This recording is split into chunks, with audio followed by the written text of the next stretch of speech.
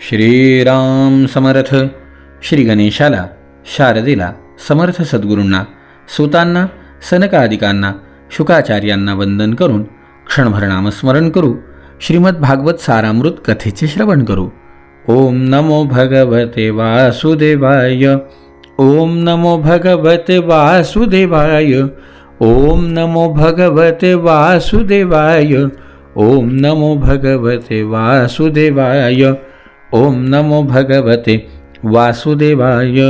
गोपाल कृष्ण भगवान की जय. सच्चिदानंद रूपाय विश्वोत्पत्त्यादि हेतवे तापत्रय विनाशाय श्रीकृष्णाय वयं नमः. श्रोते हो नमस्कार. शुकाचार्य राजा परीक्षितीला सांगतायत, राजा देवर्षी नारदांनी पुरंजनाचं आख्यान प्राचीन बर्हीला सांगितलं. त्यावेळेला तो देवर्षी नारदांना म्हणतोय, देवा, आपण मला सांगितलं तो एका जन्मात पुरुष झाला, एका जन्मामध्ये स्त्री झाला. मला याचं तात्पर्य कळत नाही आहे. भगवंस्ते वचोस्माभिर न सम्यगवगम्यते. भगवन, आपल्याला जे काही सांगायचं आहे याचं तात्पर्य मला समजलं नाही. आपण सांगितलेली रूपकात्मक कथा विवेकी पुरुषच समजू शकतो, कर्माने मोहित झालेले आम्ही अजिबात नाही समजू शकत.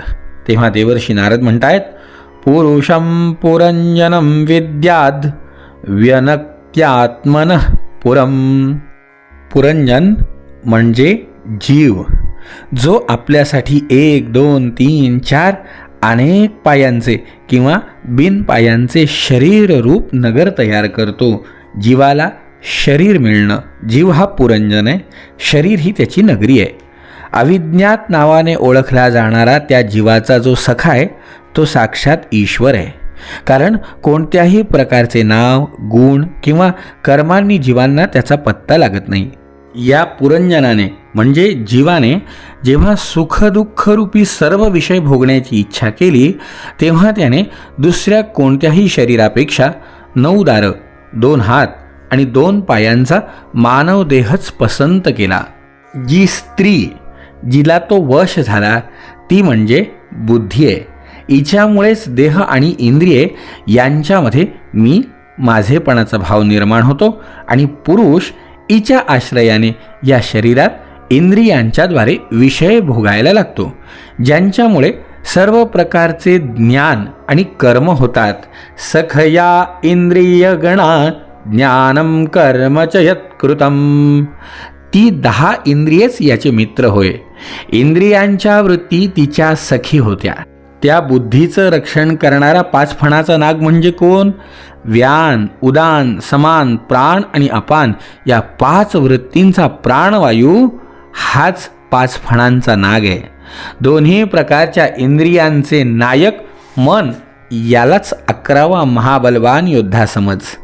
शब्दादी 5 विषयच पांचाल देश आहे, ज्यामध्ये ते 9 दारं असलेले नगर वसलेले. त्या नगरात एकेका स्थानावर 2-2 दारे सांगितली होती. ती म्हणजे 2 डोळे, 2 नाकाची छिद्र आणि 2 कानाचे छिद्र. त्यांच्या जोडीने मुख, लिंग आणि गुद हे 3 आणखीन असे 9 दार. त्यांच्याद्वारे तो जीव इंद्रियांसह बाह्य विषयांकडे जातो. काय सांगू तुला, हृदय हे अंतःपुर आहे. त्यात राहणारे मन हे विशुची नावाचा प्रधान सेवक.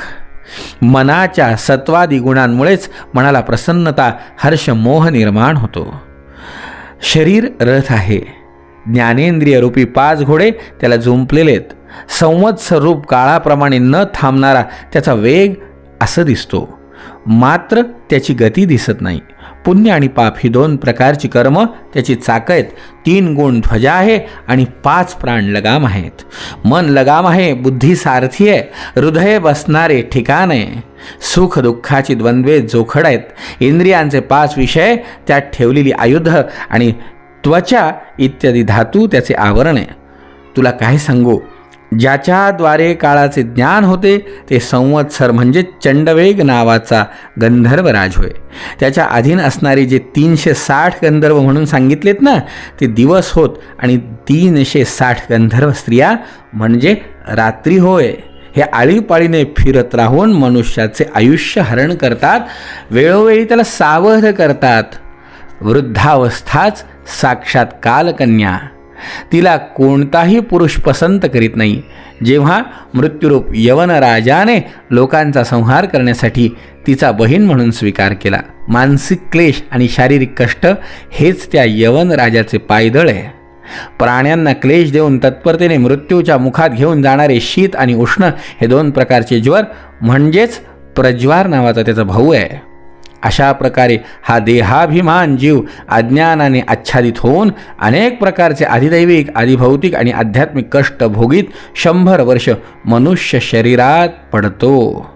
तो त्या पुरंजनीच्या म्हणजे बुद्धीच्या अधीन जाऊन आपल्या या उत्तम मिळालेल्या नगराचा विनाश करतो. अशा प्रकारे हे राजा, ज्याप्रमाणे एक स्वप्नामधून पडलेले दुसरे स्वप्न हा स्वप्नातून कायमची सुटका करून घेण्याचा उपाय होऊ शकत नाही, त्याप्रकारे कर्म फळ भोगातून कायमची सुटका होण्याचा कर्म हा मुळीच उपाय होऊ शकत नाही. कारण कर्म आणि कर्मफल भोग दोन्ही अविद्येने युक्त आहेत. म्हणून तुला सांगू का की हे जे रूपक तुला मी सांगितलं ह्याचं एक लक्षात घेतो की जे त्यांनी केलं त्याचं फळ त्याला भोगावं लागलं. तू हे जे करतोय या कर्माचं फळ तुलाही भोगावं लागणार आहे. बुद्धी मलिन झालेले जे कर्मकांडी लोक वेदांना कर्मपर समजतात ते त्यांचे मर्म जाणत नाही. याचे कारण जिथे भगवान जनार्दन आहेत तेच आपले स्वरूपभूत आत्मा आहेत हे तत्व ते जाणत नाही. पूर्वेकडे टोक असलेल्या दर्भांनी संपूर्ण पृथ्वीला आच्छादित करून अनेक पशूंचा वध करून तो मोठा कर्माभिमानी आणि गर्विष्ठ झालाय. परंतु वास्तविक तुला कर्म उपासना यापैकी कशाचेही रहस्य माहिती नाही. अरे, जिच्यामुळे भगवंतामध्ये चित्त स्थिर होते तीच उपासना आहे. श्रीहरी सर्व देह धारण करणाऱ्यांचे आत्मा नियमन करणारे आणि स्वतंत्रपणे कारण आहेत. म्हणून त्यांचे चरणच मनुष्यांचे एकमेव आश्रयस्थान आहे. म्हणून तुला मी कायम सांगतोय की तू भगवंताचं चिंतन कर. हे सोडून दे. ज्याच्यापासून कोणालाही जराही भीती वाटत नाही तोच त्यांचा प्रियतम आत्मा. हे जो पुरुष जाणतो तो ज्ञानी होय आणि जो ज्ञानी आहे तो गुरु व तोच साक्षात श्रीहरी आहे. पुरुष श्रेष्ठा, आतापर्यंत जे काही सांगितले त्यातून तुझ्या प्रश्नाची उत्तरं तुला दिलेत. आता मी तुला चांगल्या प्रकारे निश्चित केलेले गुप्त साधन सांगतो, ऐक. तू स्वतःच्या जीवनाचा उद्धार करून घे. जेव्हा तू नामस्मरण करशील, भगवंताचं भजन करशील, त्यावेळेला तुला त्यांचा आशीर्वाद मिळणार आहे. तू कर्मामध्ये अडकून या कर्माने तुझं नवीन आणखीन जीवन तयार करतोय. आणखीन तुला पुन्हा ते भोगण्यासाठी भोग, जन्माला येण्यासाठी भोग तयार करतोय. यांनी काय होईल, तुला पुन्हा जन्ममरणाच्या फेऱ्यामध्ये यावं लागेल. ऐक, ज्या मनप्रधान लिंग शरीराच्या साह्याने मनुष्य कर्म करतो ना, ते मरणानंतरही त्याच्याबरोबरच राहतं. म्हणून ते परलोकात प्रत्यक्षपणे स्वतः त्याच्याद्वारे कर्मांचे फळ भोगते. मनुष्य या स्थूल शरीराच्या स्वप्नात अभिमान सोडून देतो, परंतु यांच्यासारख्या यापेक्षा भिन्न प्रकारच्या पशुपक्षी इत्यादी शरीराने तो मनामध्ये संस्कार रूपाने असलेल्या कर्मांचे फळ भोगत असतो. मग म्हणून तर सांगितलंय ना की वासना ज्याप्रमाणे त्याप्रमाणे फळ भोगावे लागतात, कर्म ज्याप्रमाणे त्याप्रमाणे फळ भोगावं लागतं. या मनाच्याद्वारे जीव ज्या पुत्रादींना हे माझे आहे समजतो, देहादींना हा माझा मी आहे असं समजतो, त्यांच्यासाठी केलेलं पाप पुण्यादी कर्मांना स्वतःचं कर्म मानतो आणि त्यामुळेच त्याला पुन्हा जन्म घ्यावा लागतो. तुला या जन्म मरणाच्या चक्रातनं बाहेर पडायचं आहे तर जोपर्यंत गुणांपासून उत्पन्न झालेली बुद्धी, मन, इंद्रिय आणि शब्दादी विषयांचा समूह यांपासून हा अनादिलिंग देह बनलेला आहे, तोपर्यंत जीवाच्या स्थूल देहाविषयी असलेले मी माझे भाव जात नाही. आणि हे भाव जोपर्यंत जात नाही तोपर्यंत भगवत प्राप्ती अशक्य आहे. हे बघ प्राचीन बरही, जीव जेव्हा इंद्रियांनी भोगलेल्या भोगांचे चिंतन करीत वारंवार त्यांच्यासाठीच कर्म करतो, तेव्हा ती कर्म होत राहिल्याने अविद्येमुळे तो देहादिकांच्या कर्मांनी बांधला जातो. म्हणून त्या कर्मबंधनातून सुटका होण्यासाठी संपूर्ण विश्व भगवद रूप आहे असं समजून सर्व प्रकारे श्रीहरींचे भजन करणं हा त्याच्यासाठी उत्तम पर्याय आहे. सगळीकडे भगवंत आहे ही दृष्टी वाढली पाहिजे. भगवंतापासूनच या विश्वाची उत्पत्ती, स्थिती आणि लय होतं. म्हणून तू कर्म करताना विचार कर, कारण कर्माप्रमाणे फळ भोगणं निश्चित आहे. तुला असं वाटतंय तू जे करतोय ते योग्य आहे, पण नाही. मंडळी, इतका उत्तम उपदेश स्वतः देवर्षी नारद याला करतात. पण श्रोते हो, तुकाराम महाराजांनी तुम्हाला मलाही हाच उपदेश किती सोप्या शब्दामध्ये केलाय. आपण लक्ष दिलं पाहिजे. तुकाराम महाराजांनी आवर्जून एक अभंग त्यामुळेच लिहिलाय, विष्णुमय जग, विष्णुमय जग, विष्णुमय जग, विष्णुमय जग वैष्णवांचा धर्म. वैष्णवांचा धर्म काय आहे? भगवंताची सेवा करायची. तर कोणत्या मार्गाने?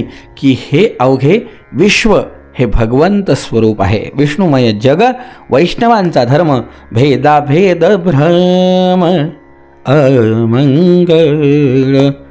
ऐकाजी तुम्ही भक्त भागवत, कराल ते हित सत्य करा. कोणतं हित सत्य करा? कोणाही जीवाचा न घडो मत्सर. कोणत्याही जीवाचा मत्सर घडणार नाही याची काळजी घ्या. कोणत्याही जीवाला त्रास होणार नाही. स्वतः देवर्षी सांगतायत तू करतोय ते चूक आहेस.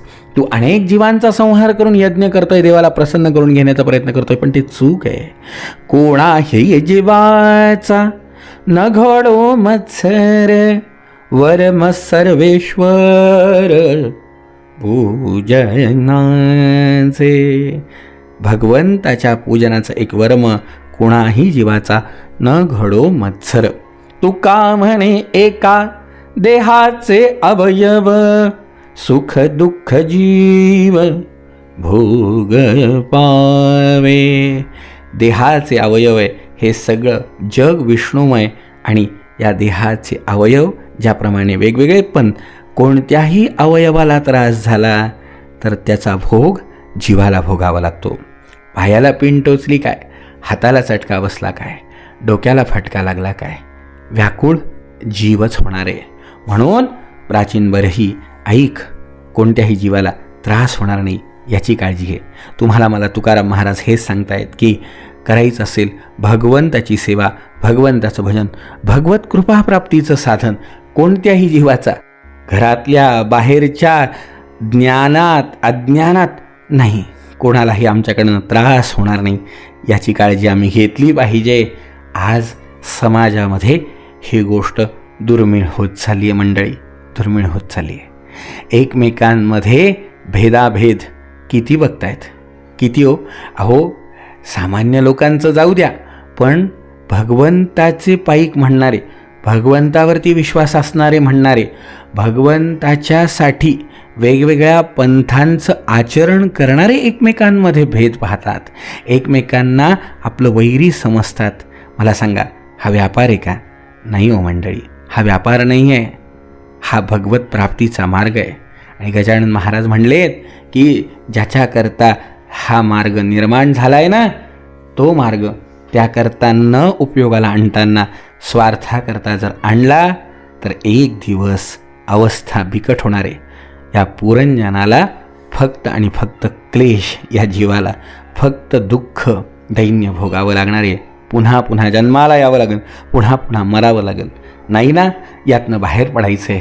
मग हे विश्व आपलं घर आहे.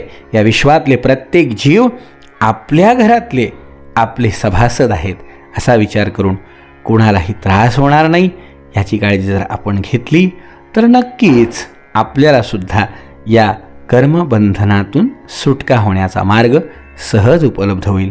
आणि मग काय हो मंडळी, एकदा तुकाराम महाराज म्हणले ना की देव पहावया गेलो, तेथे देवची होऊन ठेलो. ही अवस्था प्राप्त होईल, भगवंताची कृपा प्राप्त होईल. भगवंताची कृपा प्राप्त व्हावी म्हणून प्राचीन बर्हीला हे तत्त्वज्ञान देवर्षी नारदांनी सांगितलं. हे ऐकल्यावरती अत्यंत आनंदित झालेल्या प्राचीन बर्हीने देवर्षी नारदांच्या चरणावरती मस्तक ठेवलं.